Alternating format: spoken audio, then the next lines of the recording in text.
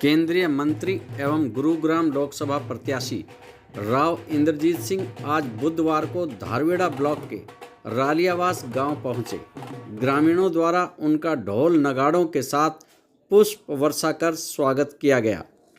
तत्पश्चात श्री राव का रालियावास, निगानियावास, सांपली, निखरी, जड़थल आदि दर्जन भर गाँव के प्रतिनिधियों ने राव इंद्रजीत सिंह का पगड़ी पहनाकर स्वागत किया।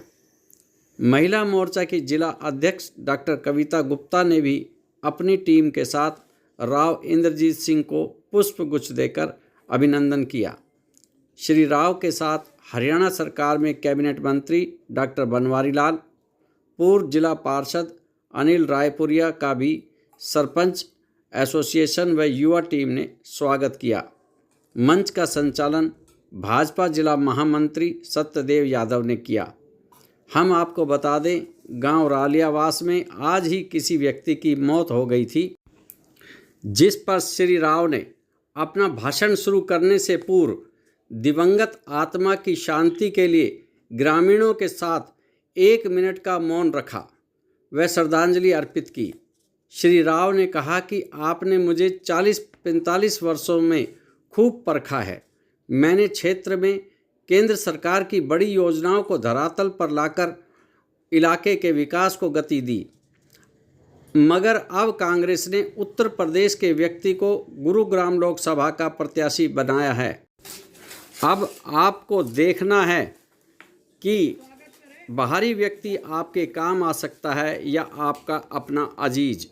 इस अवसर पर धारवेड़ा नगर पालिका व्यवस्था बनी रहे। अवर सिंह, पूर्व जिला पार्षद सन्नी प्रशांत यादव, गुरुग्राम लोकसभा प्रभारी अनुसूचित मोर्चा एडवोकेट कमल निम्बल, हरियाणा राज्य बाल कल्याण परिषद की उपाध्यक्षा पालिशा शर्मा, पूर्व सरपंच छबीला राम, त्रिभुवन शास्त्री, पांचोर से सरपंच अशोक यादव, सरपंच जड़थल राज बहादुर, रालियावास सरपंच सुनीता यादव, निगानियावास पूर्व सरपंच कंवर सिंह, निगानियावास के पूर्व सरपंच प्रतिनिधि महेंद्र सिंह, आसिया की गांव के पूर्व सरपंच जयनारायण, सांपली सरपंच प्रतिनिधि विजय सिंह यादव, गढ़ी बोनी से नरेश जिला पार्षद, निरंजन लाल भटसाना से जिला पार्षद, रालियावास से निरंजन लाल, झगड़ूराम, ब्रजमोहन, अशोक कुमार व पूर्व जजपा नेता श्याम सुंदर सबरवाल समेत अनेक गणमान्य लोग मौजूद रहे।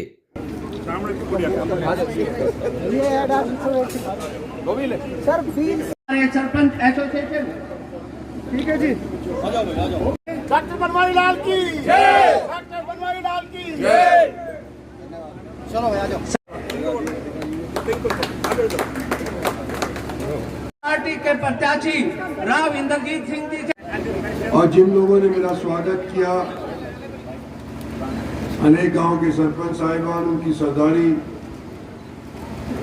अनेक संगठन, युवा मोर्चा और हमारी पार्टी के भी पदाधिकारीगण, मिनट के लिए मैं चाहता हूं कि खड़े होकर के मौन रखें, क्योंकि रालियावास के अंदर जब हम आ रहे थे तो खबर लगी थी कि एक बुजुर्ग अब हमारे बीच के अंदर नहीं रहे, तो उनकी आत्मा को शांति मिले। इस नाते आपसे निवेदन करता हूं कि 1 मिनट का साइलेंस आप लोग जो आपने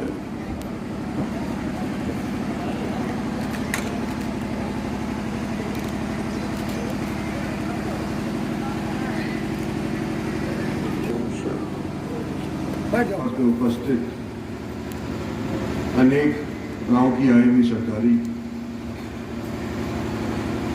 जोश भरे नौजवानों, माताओं, बहनों और बच्चों,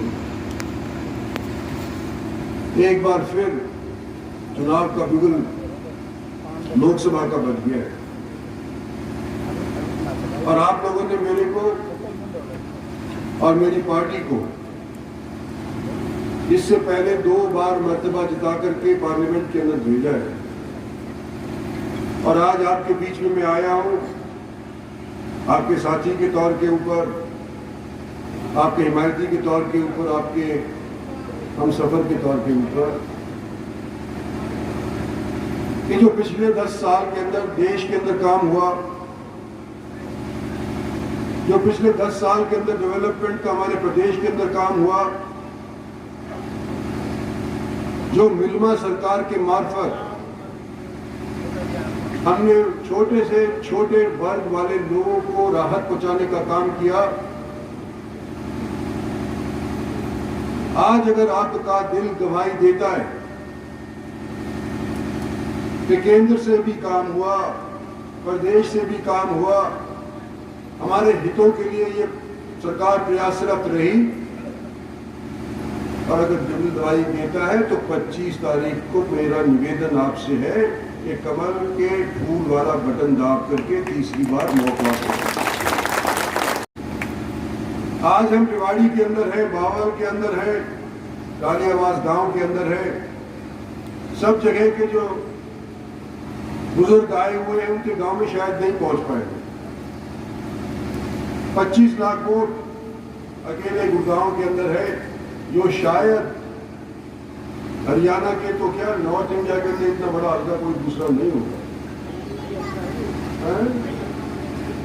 अगली परसिमन का जब वो आयोग बैठेगा, इसके विभाजन होने के बाद 2 हल्के बन जाएंगे, एक तो गुड़गांव की तरफ रह जाएगा और एक पटरदी से उर्ली साइड को रह जाएगा, लेकिन उसको आते आते सन 25 हो जाएगा और लागू होगा सन 29 के अंदर। लेकिन फिलहाल हम इस सबसे बड़े हल्के के अंदर बैठे हुए हैं, और मैं आपके इस क्षेत्र का बाशिंदा, आपने मुझे परखा,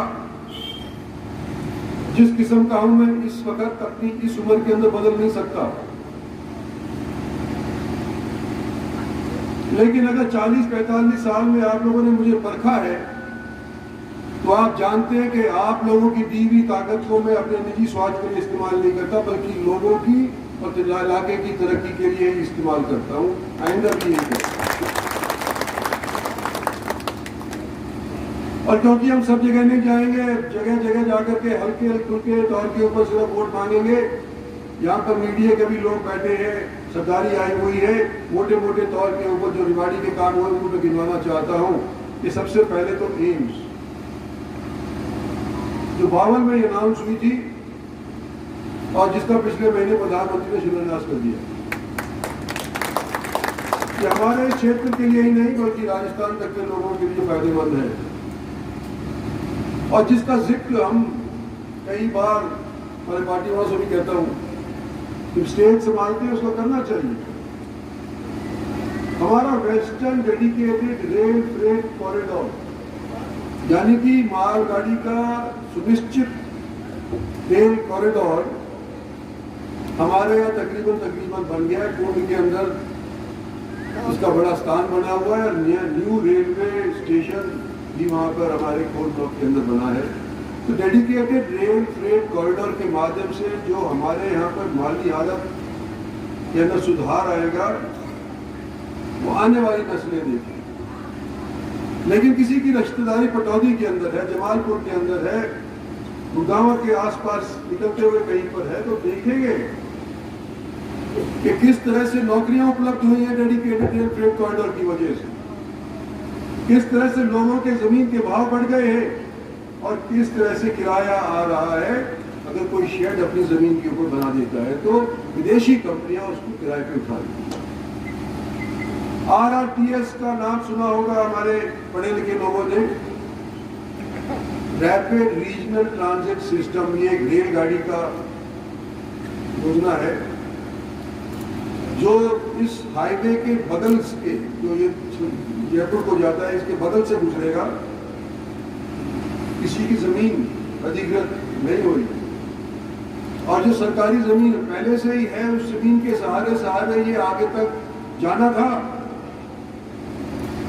लेकिन इन्होंने रोक दिया, बावल तक नहीं पहुंचाया, धारवेड़ा तक ही सीमित कर दिया।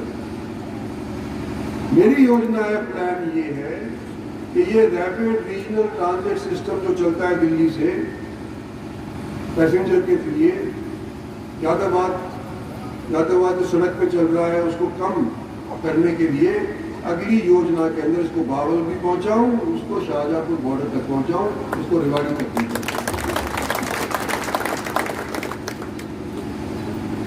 ये रेवाड़ी से बावल आज में आया, बड़ा मतलब अच्छा लगा। रोड कितनी बढ़िया बनी सब जगह के, वो पता ही नहीं चलता कौन सा गांव निकल गया पीछे। हाईवे इतने अच्छे बन गए हैं। और ये शाहजहांपुर बॉर्डर जो भाड़ाबाद साइड के से जाया करते थे, मुझे पहले कभी किसी बहन को मिलने जयपुर जाया करता था, तो मुझे मालूम है किस तरह का ये रोड था, खड्डा फूटा हुआ करता इसके अंदर। आज के दिन वो भाड़ाबाद वाला रोड शाहजहांपुर बॉर्डर तक पूरे तौर के ऊपर मुकम्मल हो गया है। आज हम रेवाड़ी के अंदर है, बावल के अंदर है, रालियावास गांव के अंदर है। सब जगह के जो बुजुर्ग आए हुए हैं उनके गांव में शायद नहीं पहुंच पाए। 25 लाख वोट अकेले गुड़गांव के अंदर है, जो शायद हरियाणा के तो क्या नॉर्थ इंडिया के लिए इतना बड़ा हल्का कोई दूसरा नहीं होगा। अगली परसिमन का जब वो आयोग बैठेगा, उसके विभाजन होने के बाद 2 हल्के बन जाएंगे। एक तो गुड़गांव की तरफ रह जाएगा और एक पटरदी से उर्ली साइड को रह जाएगा, लेकिन उसको आते आते सन 25 हो जाएगा और लागू होगा सन 29 के अंदर। लेकिन फिलहाल हम इस सबसे बड़े हल्के के अंदर बैठे हुए हैं। और मैं आपके इस क्षेत्र का बाशिंदा, आपने मुझे परखा जिस किस्म का हूं मैं इस वक्त अपनी इस उम्र के अंदर बदल नहीं सकता। लेकिन अगर 40-45 साल में आप लोगों ने मुझे परखा है, तो आप जानते हैं कि आप लोगों की दी हुई ताकत को मैं अपने निजी स्वार्थ के लिए इस्तेमाल नहीं करता, बल्कि लोगों की और इलाके की तरक्की के लिए ही इस्तेमाल करता हूं। आइंदा भी यही करें। और क्योंकि हम सब जगह नहीं जाएंगे, जगह जगह जाकर के हल्के हल्के तौर के ऊपर सिर्फ वोट मांगेंगे। यहाँ पर मीडिया के भी लोग बैठे हैं, सरदारी आई हुई है, मोटे मोटे तौर के ऊपर जो रेवाड़ी के काम हुए उनको मैं गिनवाना चाहता हूँ। कि सबसे पहले तो एम्स जो बावल में अनाउंस हुई थी और जिसका पिछले महीने प्रधानमंत्री ने शिलान्यास कर दिया, कि हमारे इस क्षेत्र के लिए ही नहीं बल्कि राजस्थान तक के लोगों के लिए फायदेमंद है, और जिसका जिक्र हम कई बार हमारे पार्टी वालों से भी कहता हूं कि स्टेट संभालते हैं उसको करना चाहिए। हमारा western dedicated rail freight corridor, यानी कि मालगाड़ी का सुनिश्चित रेल कॉरिडोर हमारे यहाँ तकरीबन बन गया है। कुंभ के अंदर इसका बड़ा स्थान बना हुआ है और न्यू रेलवे स्टेशन भी वहाँ पर हमारे कोल ब्लॉक के अंदर बना है। तो डेडिकेटेड रेल फ्रेट कॉरिडोर के माध्यम से जो हमारे यहाँ पर माली हालत के अंदर सुधार आएगा, वो आने वाली नस्लें देखें। लेकिन किसी की रिश्तेदारी पटौदी के अंदर है, जमालपुर के अंदर है, गुड़गांव के आसपास निकलते हुए कहीं पर है, तो देखेंगे कि किस तरह से नौकरियां उपलब्ध हुई हैं डेडिकेटेड रेल फ्रेट कॉरिडोर की वजह से, किस तरह से लोगों के जमीन के भाव बढ़ गए हैं और किस तरह से किराया आ रहा है। अगर कोई शेड अपनी जमीन के ऊपर बना देता है तो विदेशी कंपनियां उसको किराए पे उठा लेती हैं।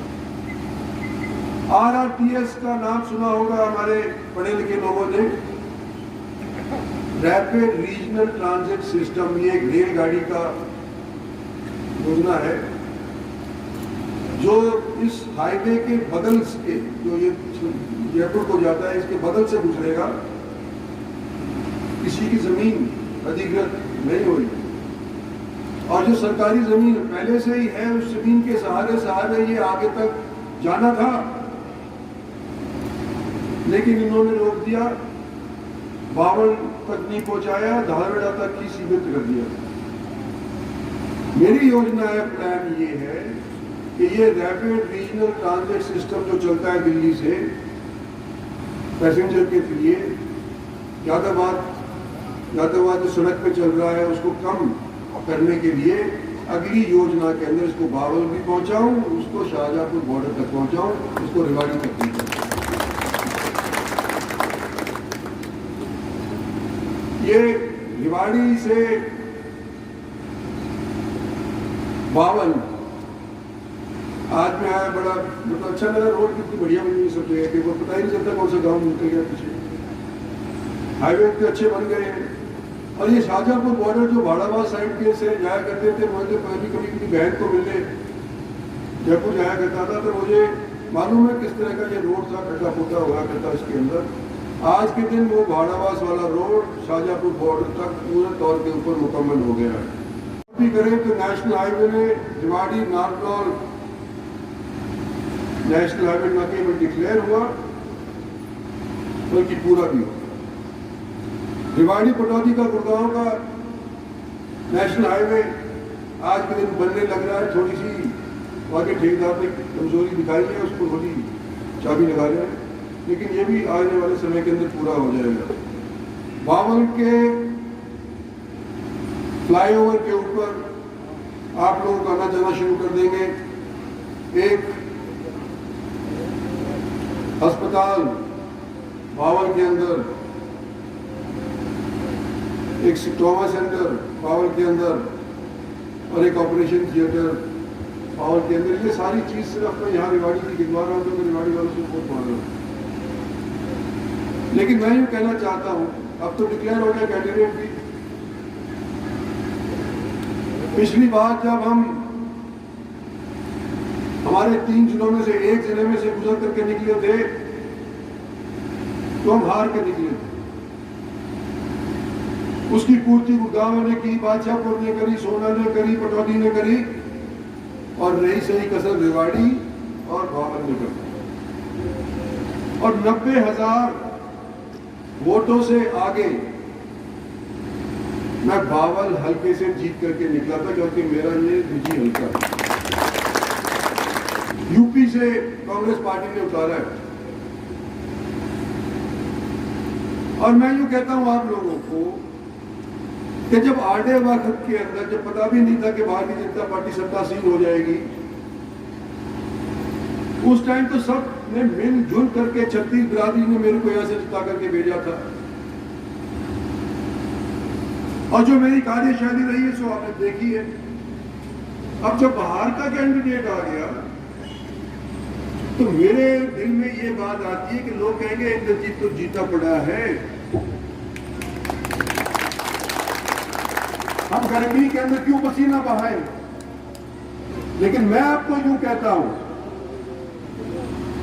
कि इंद्रजीत जीता पड़ा तो है, क्योंकि आप लोगों का सहयोग है, पार्टी का टिकट है। लेकिन क्या हम ये सोच सकते हैं कि इस बार हम रिकॉर्ड जीते? हमारा मुकाबला इस इलाके के किसी भी व्यक्ति से नहीं है। हमारा इलाके के अलावा कोई बाहर का व्यक्ति से है। और क्या इस चीज के लिए कि हम संगठित होकर के, चाहे जिला परिषद में, ब्लॉक समिति में, एमएलए में आपकी विभिन्न राय हो, लेकिन राष्ट्र के निर्माण का ये इलेक्शन क्या एक कीर्तिमान साबित हो सकता है? इस चीज के लिए हमने सोचना है, और इस चीज के लिए आपके बीच के अंदर आया हूं। और आज भी आपको कहता हूं कि ये 5 साल अगले देश के निर्माण के लिए बहुत महत्वपूर्ण है। आपका ये अजीज और हमसफर अगर जीत करके पार्लियामेंट में फिर से जाता है, तो जो अभी तक की दी हुई ताकत है उसके 4 चांद लगा करके आपके यहाँ और काम करने के लिए और सक्षम हो गए। कोई कसर नहीं छोड़नी चाहिए, कोई गफलत में नहीं रहना चाहिए। ये मुझे बावल से पिछले टाइम से निस्बत ज्यादा वोट चाहिए, क्योंकि मुकाबले के अंदर आपका लोकल कोई भी नहीं है। मैं ही लोकल आपका हूँ, मैं तुम्हारा जी। इसलिए माताओं बहनों से भी मेरी प्रार्थना है, पीछे बैठी है, कि भाई सुनो, सुबह कई काम होते हैं यहाँ, लेकिन यहाँ बीजेपी वालों का एक नारा है, पहले मतदान फिर जलपान। तो भाई गर्मी में सीरियस टाइम के ऊपर आप अपना वोट जाकर के अपना काम कर लियो, लेकिन मेरे को आपकी भी बराबर की वोट चाहिए, जितने की मर्दों से